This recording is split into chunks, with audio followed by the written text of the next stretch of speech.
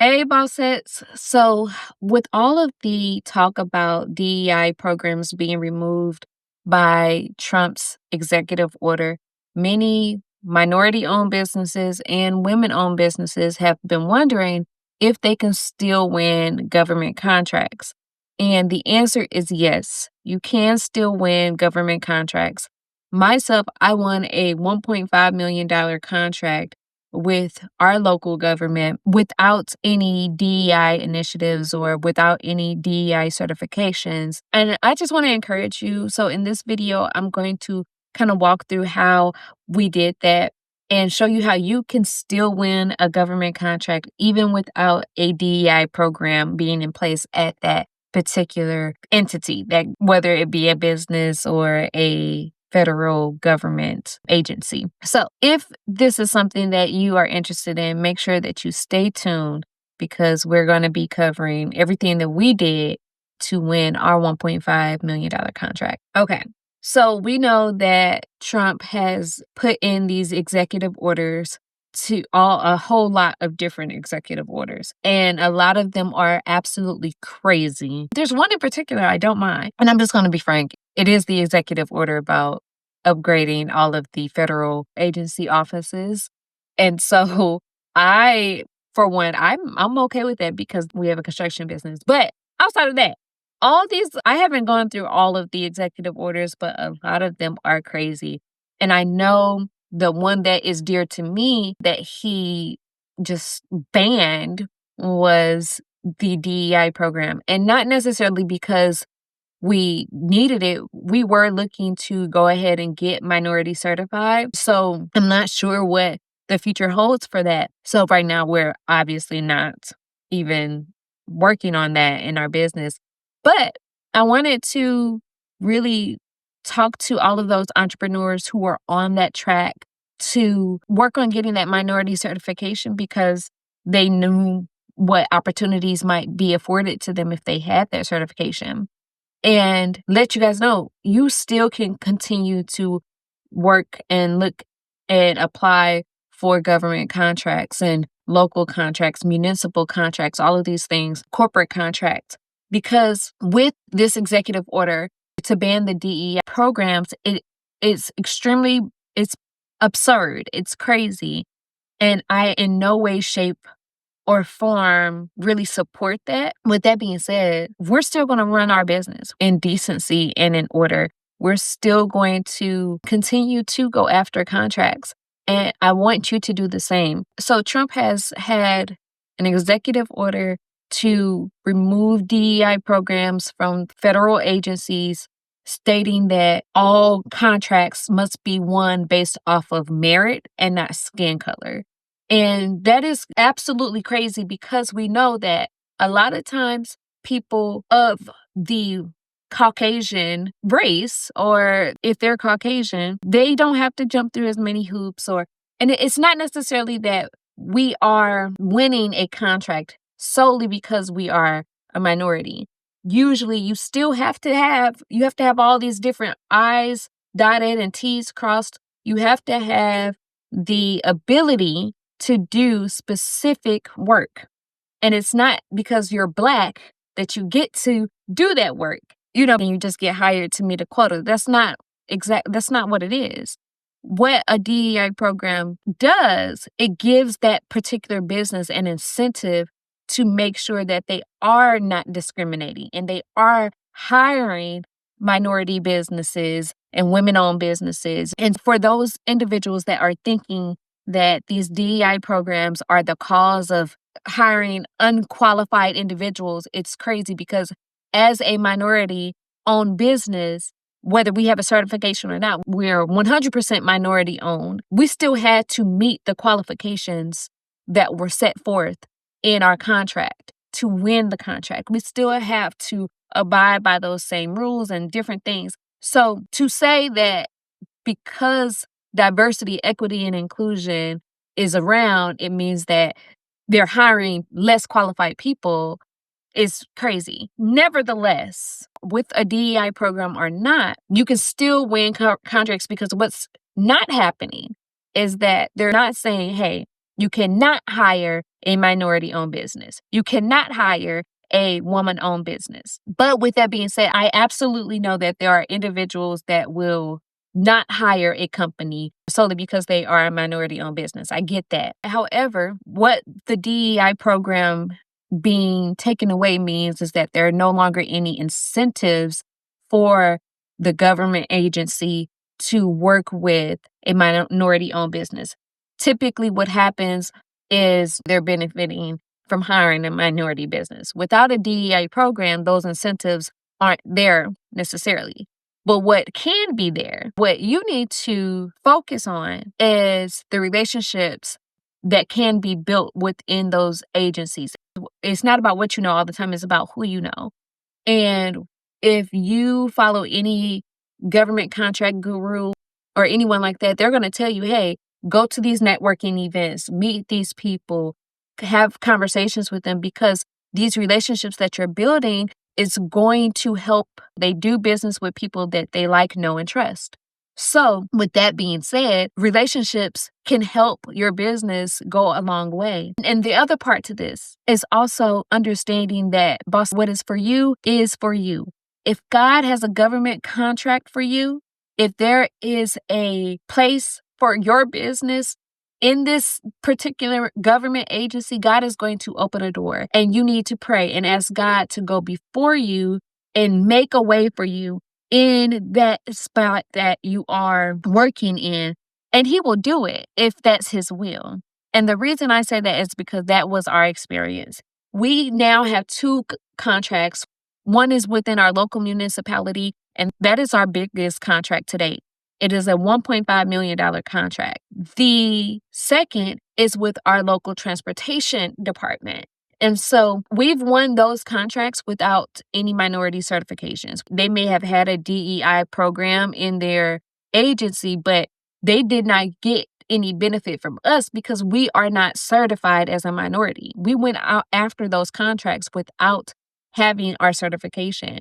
Now, we were told that we should go ahead and get our certification because it will open up more contracts, more doors. However, we've gotten a couple of contracts without them. And these aren't just little contracts. Our contract with the transportation department of our state, we're the head contractor in 29 counties for the transportation department for a specific group of work. So with that being said, what happened with that first contract? I'm going to specifically talk about our first contract. So the big thing about this contract is I wasn't really even ready to apply for it. I had taken a course on government contracts and I was just ready to get out there, but I still felt like there was information I needed to know. And so I was looking for all of these different contracts and I saw one with our local county and I saw it. I was like, oh my gosh.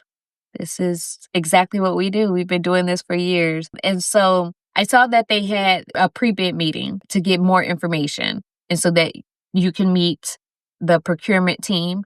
And so the procurement team can also meet you and you can ask any questions or they can ask any questions.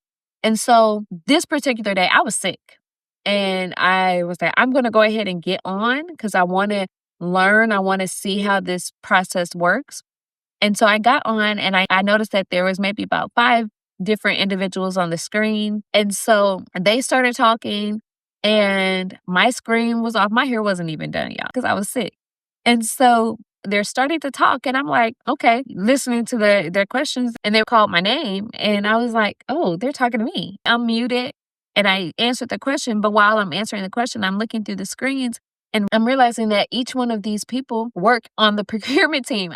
I'm the only contractor in this pre-bid meeting. Oh my God, they were talking specifically to me. And I'm not the contractor, I'm the chief of operations. And so I'm like, I hope I can answer these questions because I was not prepared. And I started answering the questions and it was like, okay, well, great. The meeting ended and they reached out to me and they said, hey, we really do hope that you apply. So we went ahead and applied. And maybe like a week later, we heard back and we won the contract. And it was like a 5-year, $1.5 million contract. So this contract was our first big contract and it really just opened so many doors. But yes, we ran into certain people not wanting us to do the work. There was a lot of people that were upset that we got a contract so large.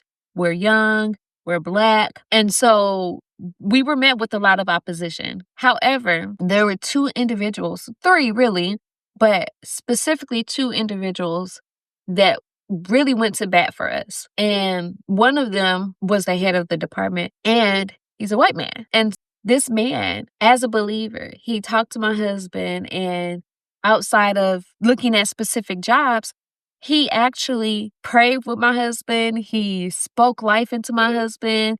He spoke over our business. And he was like, this contract is yours. It's yours to mess up, right? And so even when we were faced with different oppositions, God had placed someone in that agency that had the power to say, no, we're going to continue to work with them. They're meeting the standard. They're doing this. They're doing that. They do good work. So we're going to continue to work with them. The point of me telling you guys this is that, boss said, again, what God has for you is for you. Allow God to go before you and make a way. The Bible says that your gift will make room for you and that God can do exceedingly abundantly more than you can ask or even think. So understand that whatever executive order Trump puts in place, it doesn't create an executive order on God. It does not say that God cannot come in and do things. And I am not so blind to think that there won't be opposition. Like I said, we faced opposition, but I'm going to say it again. I know what God has for us is for us.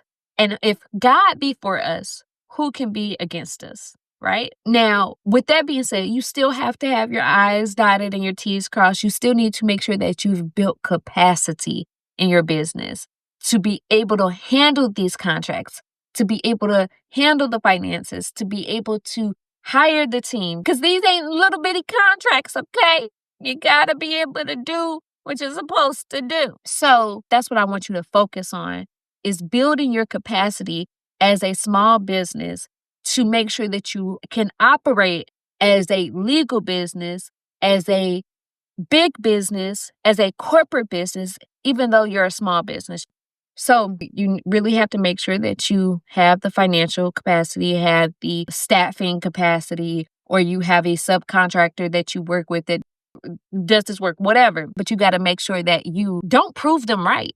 When we don't build our business correctly and we don't build our capacity, and we don't invest in our business the way we're supposed to, and we're spending money just trying to look like we got it, because some of us may have never had this much money before. We have gone without for so long that we just want to experience what we see other people experience. I get it. There's a time and place for that, and you should definitely reward yourself, but you have to also make sure that you are putting your money back into your business so that you can actually run your business the way it needs to be ran, to provide the services or products that you need to provide so that you are a credible business. So if you're not a credible business yet, if you are not someone who has built capacity, even just a little, you don't have to be all the way there. Like my other video says, just start somewhere. But if you do not have the capacity, I want you to work on building your capacity first. There might be things going on in the world and in the US that seem like, oh my gosh, if I don't hurry up and get this, it's going to go away. I'm not going to have that opportunity. But boss said, if that's the case, if that opportunity does go away, because I can't say whether it will or won't, but if it does go away, that just means that opportunity was not for you. Because again, what is for you is for you. Okay? So focus on building your capacity so that you can be credible once you do get that contract. Now, how you want to build that capacity, make sure that you are structuring your business for success. Once you structure your business for success, that is what is going to allow you to dot those I's and cross those T's. Making sure that your business looks like a legitimate business, and not just looks like, is a legitimate business. And especially having your financials together, because you have to file taxes. If you're going to have a government contract, you better be ready to file some taxes and have a tax plan in place. Okay. We'll get into that in another video. So the tips that I would say to make sure that you're able to get a contract on merit. Now, since that's what we are saying that, all of the new contracts will be based off of is merit, make sure your merit is in place. And if and when we find out that these people are denying contracts because of your skin color, then we can go back to Trump and say, hey, listen, you said that we weren't going to get a contract based off our skin color, but we are getting denied a contract based off of our skin color. And here's the proof. Because I have everything that this person had. My price was actually this and their price was that. But if we don't have our capacity together, we can't make that argument, right? So, bossettes, structure your business for success.